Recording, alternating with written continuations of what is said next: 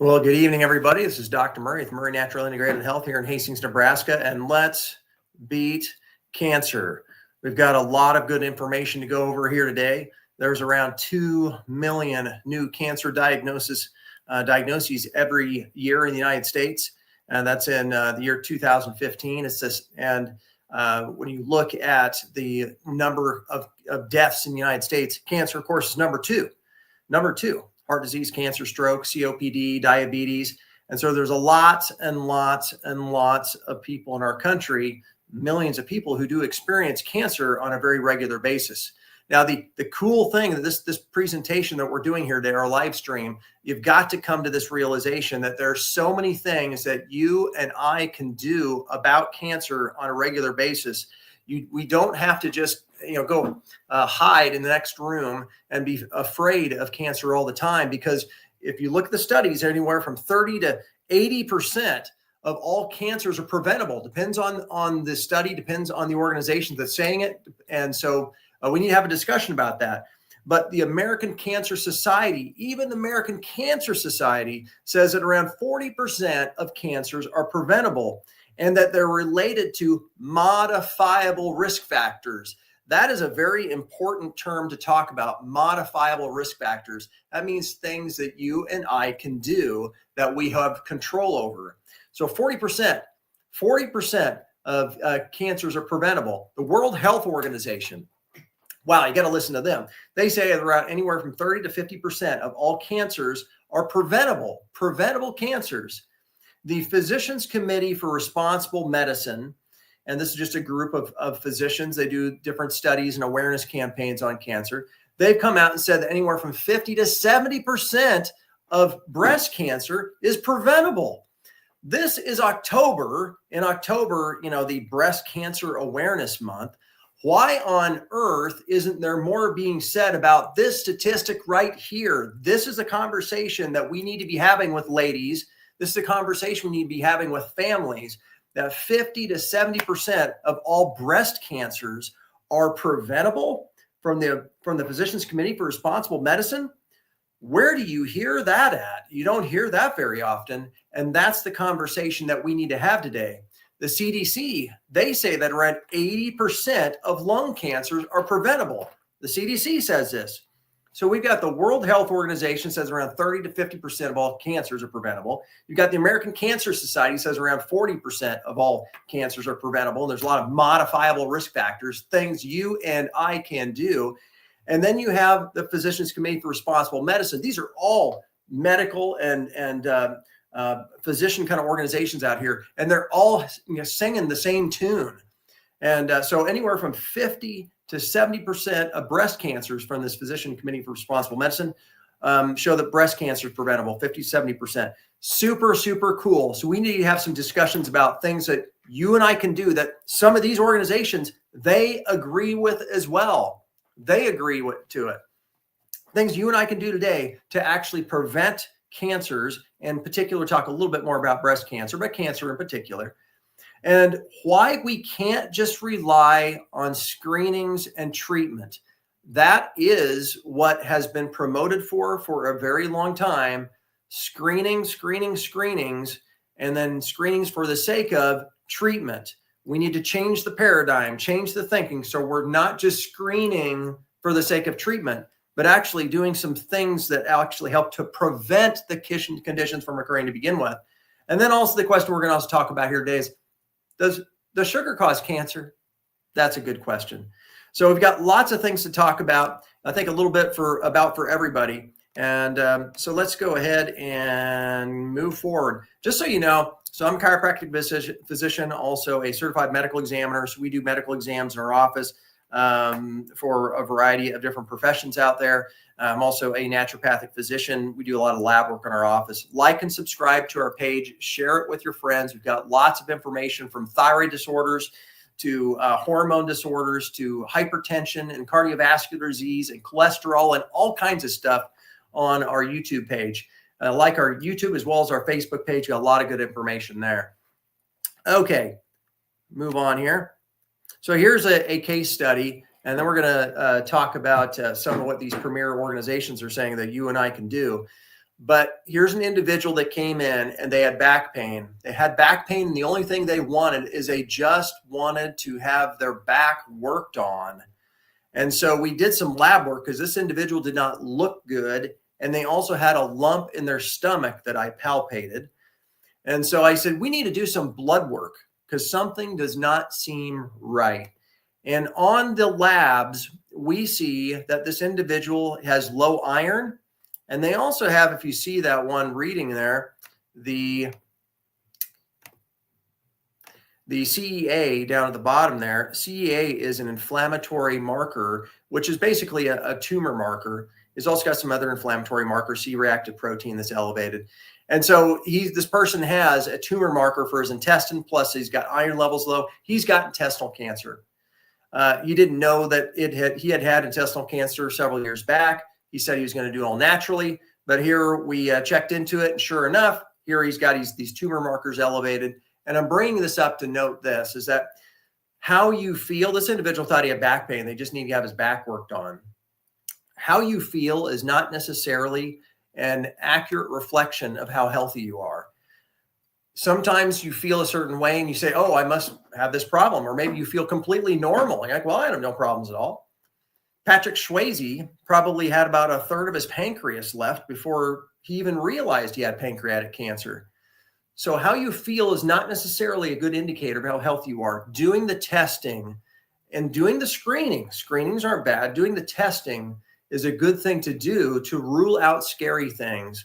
But I'm going to show you the difference here and screenings here in just a little bit, where we should be putting our emphasis and our focus on, because it's not necessarily just that we should be doing screenings for the sake of treating. We should be doing screenings also so we can actually do aggressive prevention, because that's what all the studies are showing, is that you've got anywhere from up to 50 to 70% of all cancers are preventable. Why wouldn't we want to prevent that? Why wouldn't we want to do that?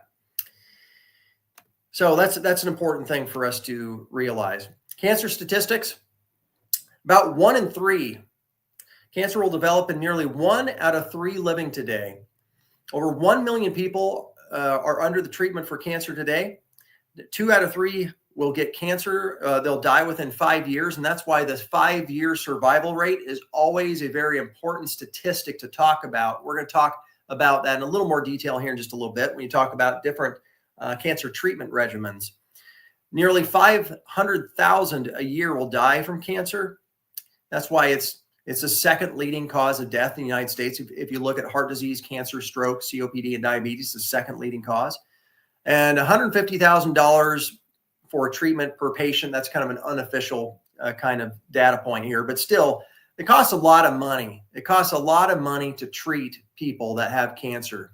The most common female cancer is breast. The most common male cancer is prostate. And the most common childhood cancer is, of course, as you probably know, leukemia.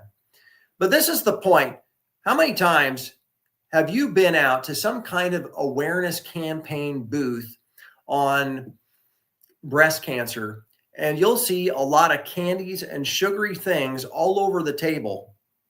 I had a patient come to me, and they asked me, they said, I went to this awareness campaign booth, and it was on breast cancer, and it had all the pink colors, and it had all these sugars and things, sugary candies and chocolates all over the table there. And they said, oh, go ahead and take one. And then I also had another patient came in to me, and they said, well, they went through chemotherapy. When they were sitting down to have chemotherapy, the nurses would come by and they would give them sugary snacks to eat. So that's the kind of concept when it comes to diet that tends to get on a lot of people's minds when you're doing awareness campaigns and you're handing out about a bunch of sugary things, and then you're going in for chemotherapy and they're actually handing out some sugary kind of snack. What are they supposed to think? Well, this is the conversation that I have had several patients come to me, and they've gone into their physician. They're talking about cancer, and their doctor, basically tells them, your blood tests reveal that your cancer is not bad enough to need treatment yet. And the patient says, well, what do I do now? I mean, it's not bad enough to get treated, doctor. So what do I do? And the doctor just says, well, just do what you're doing. Come on back later. We'll draw your blood and we'll see if it's bad enough knee treatment yet. And the patient said, isn't there anything else I can do to get myself well, get myself better? And the doctor says, no, just keep doing what you're doing. That is a pathetic, ridiculous statement. And I know I have several patients who have gone through that exact same thing with their physicians, telling them that you don't really need to do anything about your diet, because your diet has nothing to do with cancer, either prevention, and it has nothing to do with cancer outcomes. That has been the standard dietary recommendations for cancer treatment for quite some period of time. Now, that doesn't mean that there aren't some oncology centers will have a dietitian on staff. But remember this, that is often an afterthought. It's often an afterthought, and it's not the focus. It's not the focus. So we need to get to a different level of thinking, because the message about cancer needs to change. First of all, if you are having some kind of a screening this month or any other month for cancer, 90% of the time, the screening you're having for cancer is not screening for prevention of cancer. No, most screenings are actually screenings for early treatment, early detection, so you can treat it. But that's what we need to change, is we need to add to our thought process when it comes to cancer that we should be doing screenings for the sake of aggressive prevention. If 50 to 70% of all breast cancer, since we're talking about October, Breast Cancer Awareness Month, if 50% of all breast cancers, 50 to 70%, are preventable, why wouldn't we want to do screenings, some type of screening, whatever that might be, maybe some blood test or whatever? Why wouldn't we do some screenings for prevention, for aggressive prevention? Why wouldn't we do that instead of just doing screenings for treatment? Why wouldn't we do that? We need to change our thought process on that. And why would we also? Look at what some of the studies, what some of the medical and oncology groups have said over the years. This is pretty damning, pretty interesting. So the Journal of Clinical Oncology, this particular study, the results of the study were astonishing, showing that chemotherapy has an average contribution to the 5-year survival success rate of just over 2.1% for all cancers, only 2.1%. And you can see the variety of different cancers that are listed on here. This is the 5-year survival rate I was talking about here. So the 5 years, they always look at the 5-year survival rate for different cancers and also different treatments and see what the outcomes are. But if you look at the 5-year survival rate, chemotherapy, its contribution to the 5-year survival rate across the board for all types of cancers is only 2.1%. It's only contributing to the 5-year survival rate success by around 2.1%. That is nuts, right? So only 2.1% chemotherapies contribute to the 5-year survival rate by around 2 to 3% in that range over all cancers. That's what the studies show. But for sure, leukemia and also testicular cancer, the rates are a little bit higher, maybe 40%. But still, that's a very, very low amount of success and help that's coming from chemotherapy medications. Not saying that you shouldn't be taking it, but that's what the Journal of Clinical Oncology is saying. I mean, this is just craziness. Look at that stat right there. That the contribution of 5-year survival rate success, around 2.1% for all cancers. That's what chemo is doing across the board. It's not overly successful. It's just, it's insane. Look at Samuel Epstein, who's an MD. He's chairman for Cancer Prevention Coalition, the professor emeritus, and this is in Chicago. And he stated this: I'm tired of research groups parading around the 5 to 9% of survivors and saying, we are doing so well. The survival rates from chemotherapy and radiation are hardly any better than they were when the President Nixon waged the war against cancer back in 1972. We need to talk to the other 90% who aren't here today. it is becoming evident that the system is very biased and research money is only going towards a cure that can be controlled or make money. So all this stuff on prevention, like I said, the reason why we should, if we're doing any kind of screenings today, we should be doing screenings not for the sake of just treatment, because most people, when they're having screenings, let's just say a breast cancer screening, most people, when they're doing a screening, they're not doing screening for prevention. It's not truly prevention. They're doing screenings for what? Early detection and treatment. I'm not saying it's necessarily bad to do that, but we need to start doing screenings and for the sake of aggressive prevention. Prevention and alternatives are essentially not funded. That is true. If a cure was found today, would we send all cancer researchers home tomorrow? Probably not. There's a lot of money in all this, and I don't want to get too controversial, but if you look at also another self-reported study here at McGill Cancer Center in Canada, this is one of the most prestigious cancer treatment centers in the world. They sent out a study to oncologists and asked them how they would respond to a diagnosis of cancer. And on this confidential questionnaire, 58 out of 64 doctors said that all chemotherapy programs were unacceptable to them and their families. That is the reason why, folks, we need to come up with a different plan. That doesn't mean that treatment's all bad. Just because you only have around the 5-year success rate in the chemotherapy medication regimens only contribute to those success rates by about 2.1% of those 5 years. Just because that's not great doesn't mean those things should just be tossed out necessarily. But we are not focusing on aggressive prevention. Aggressive prevention is taking a comprehensive science-based approach to natural health, providing the most optimum environment so the body can heal, repair, and self-regulate. Folks, I know that this makes sense to you. When I speak at lots of different presentations, lots of different community centers, I spoke here just recently at a YMCA. When I look at those in the front row, and I'll try to pick on one gentleman, I'll say, hey, sir, would you rather treat prostate cancer? Would you rather treat prostate cancer, or would you rather prevent prostate cancer? And always invariably, of course, the gentleman says, well, yeah, I'd like to prevent it. Well, I just said, for ladies out there, the Physicians Committee for Responsible Medicine says around 50 to 70% of all breast cancers are preventable.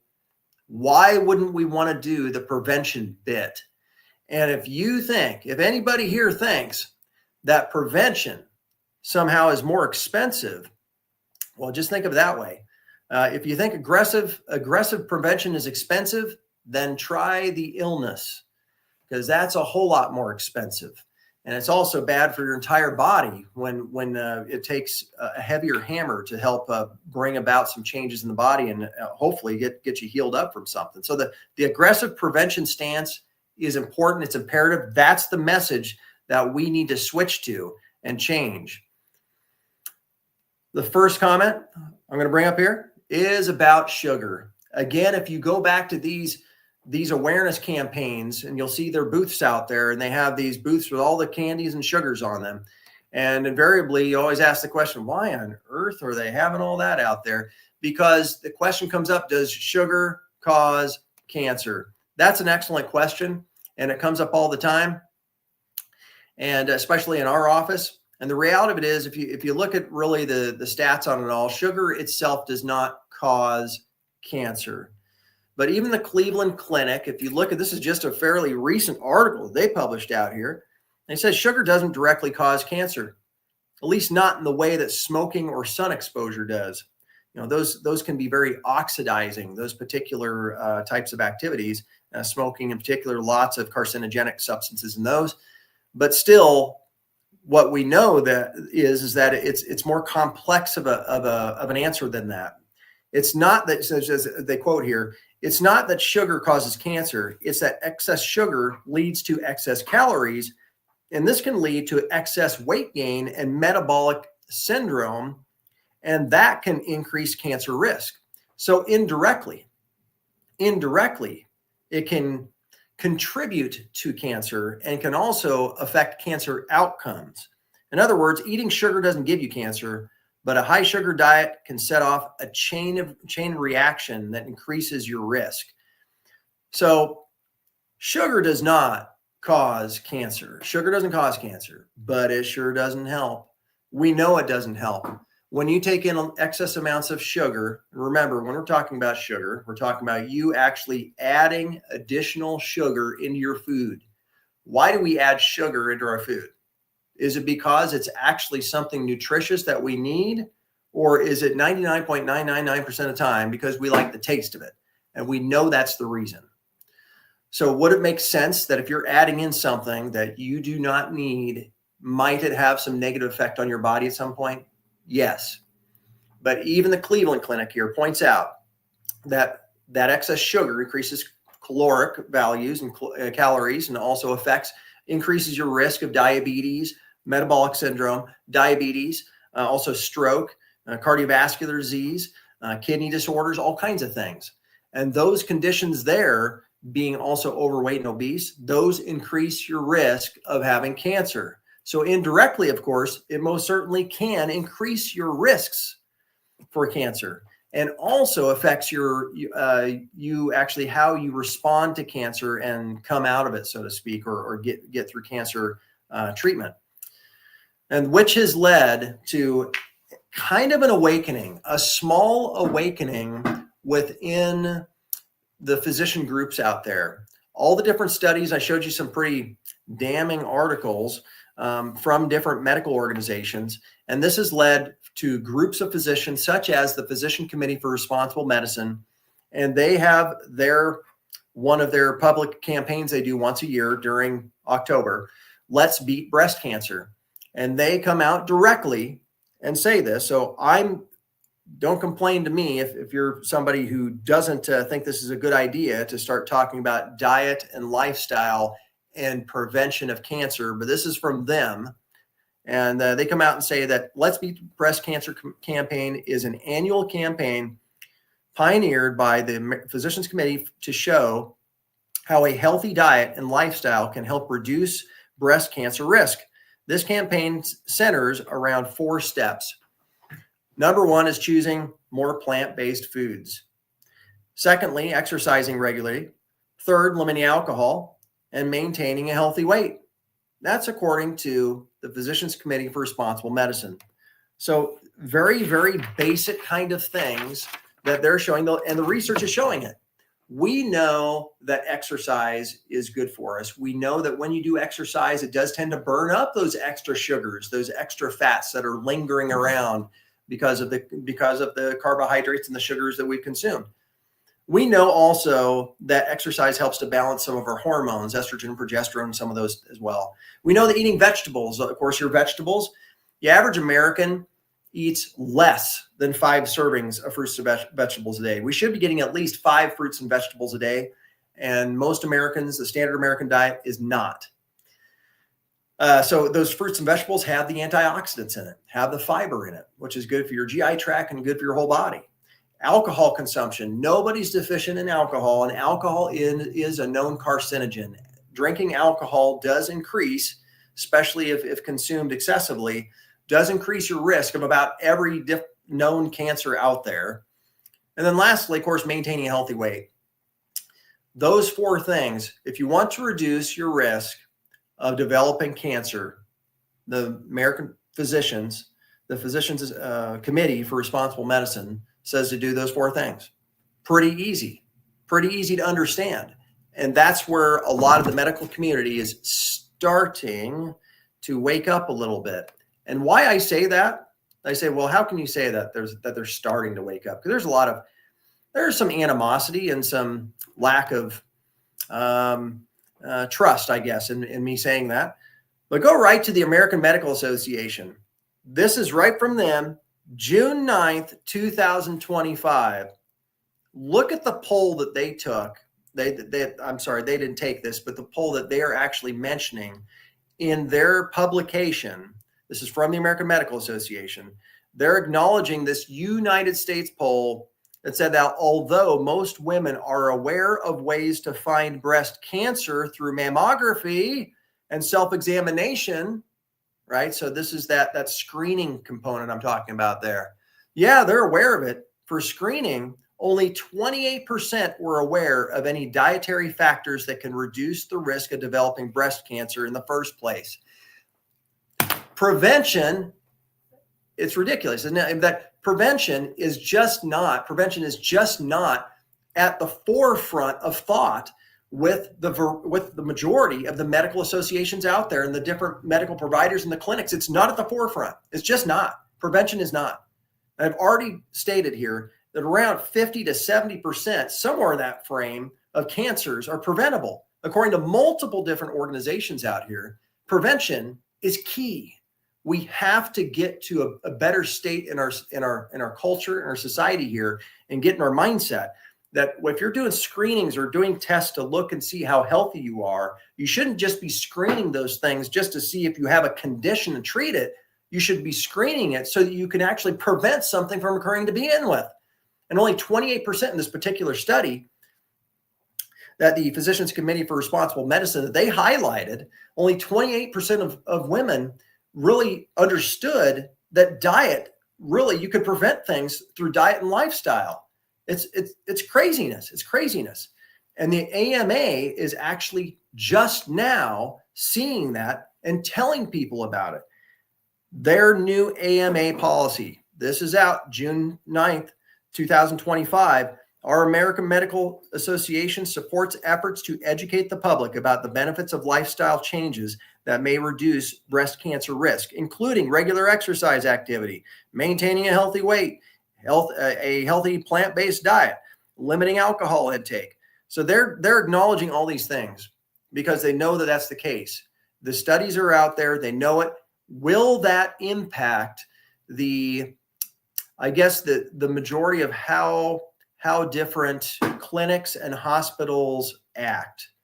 And I think if it does, it's going to be a while. Why? Well, just for the same reason. I just mentioned this a little bit ago. Diet and lifestyle recommendations do not make money. They don't. And in order for a hospital to succeed and keep running, it has to have money. You have to feed the beast, so to speak. So these physicians are coming out acknowledging the truth of it.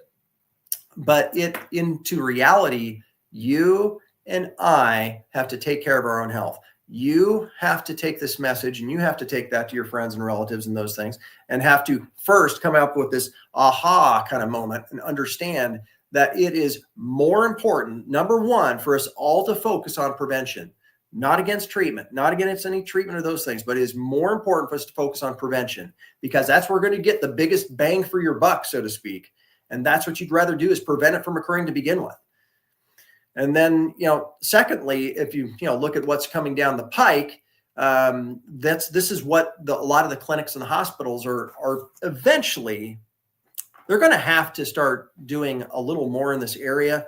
It'd be interesting to see what different clinics do with this. I know that they do have dietitians, registered dietitians that use in oncology, but this whole prevention we know doesn't start with the dietitian in a hospital. Prevention starts with you and I. So it has to be at home. It has to be at home. And if you look there's lots of other things that you and I can be doing to help prevent cancer that are related to cancer. And this kind of gets into the eating a vegetable, more fruits and vegetables, putting those more in our diet, is actually the nutrition component. There's lots of studies out there showing that vitamin D, you can just read it down there, showing that vitamin D, the results are strong evidence that vitamin D and calcium have this breast prevention effect. We know that. So it's good to have our vitamin D levels at normal levels where they should be. And it's not just a matter of just preventing, but also supporting and maintaining a healthy body while a person is going through a traumatic event, whether that traumatic event is a infection or whether it's going through a breast cancer treatment. We know that having normal, good amounts of nutrients, in this case, vitamin D, is actually protective in helping those to get through or have cancer survival, that 5-year survival rate, getting up to that point or beyond. Your omega-3s also, there's lots of studies on that. And it's a benefit in preventing mammary tumors or breast-related tumors and cancers as well. And so this particular one just showing here the omega-3s, EPA and DHA have shown to inhibit mammary carcinogenesis or cancer. And the good thing about these is that you can test. This is the kind of prevention test you should be doing. You can test your omega-3s here. This is an omega-3 fatty acid test. But you can test this and you can see, I always say when we're looking at true prevention, whether it's prevention from cancer or whether it's prevention from heart disease or any number, maybe it's diabetes, you can test your omega-3s. You can test your vitamin D. You can test even looking at your toxicity. When we do a comprehensive nutrition panel wellness evaluation, and sometimes we're testing tumor markers. Sometimes we're testing, like I said, vitamin D and different nutrients. And sometimes we're looking at also liver function and those things as well, or thyroid function. You're not just testing it looking to see if you have a condition. You're testing to see, is there something we can do to support the body and bring it up to an optimal state of health, not just treating a clinical condition. So that's when you say, so you're saying that you're treating cancer with food? I'm not saying that at all. But I am saying you do treat people that have conditions, and you would like to give people their bodies what it needs and take away what it doesn't need.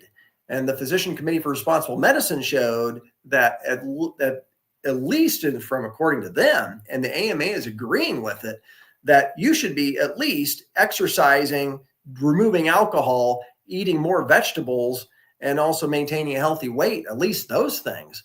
I mean, there's lots of other studies and things we should be looking at, but at least that, and you can test to prevent aggressive prevention. Oh, just a little point here, but in 2009, we did around 200 vitamin D tests in our office. And we found that around 75% were clinically, medically low. If they were not supplementing with vitamin D, they were clinically low in vitamin D. And even some of them who were taking 2,000 IUs were still clinically low in vitamin D. It's just an easy one to find. And that's the point. Doesn't matter whether we're talking about cancer here or whether we're talking about hormone problems or we're talking about arthritis or cognitive disorders or any number of things, heart disease, blood pressure, cholesterol, tummy problems. The body is very interconnected. And so doing the aggressive prevention stance, finding where the stress event is in our body is, finding where those toxicity issues are, finding where those deficiencies are, and get to the root cause of the problem, that's important for us to do. So what do? Well, you take that aggressive prevention stance, that's for sure, right? You don't just rely on just screenings for the sake of treatment. That's important. I always tell folks that if you're going to depend on a screening for your health, just depend on just that screening, you're probably going to find a very unhealthy life. Because a screening just so that you can treat something, that's not the way to live. We should be focused first and foremost on that aggressive prevention, and every one of the medical associations and groups I'm talking about here today, they've all acknowledged that in some way, shape, or form. So like and subscribe to our page. You got a lot of good information on that. Be happy to chat with you further if you have also suggestions and what you'd like to have for a live stream in the future. Remember, I always say this, try to find one thing that you can do today to get yourself healthier than you were the day before. And if you work on doing that next thing, the next day, doing another one the next day, and then find another thing the next day and do one every day, you will be surprised what your body, what it can do, what's designed, what's it created to do, is designed to do. So much it can do. So give our office a call if you have any questions, 402-463-4257, and we would love to help you out. Murray Natural Integrated Health, setting the standard in natural healthcare. Have a blessed rest of your day.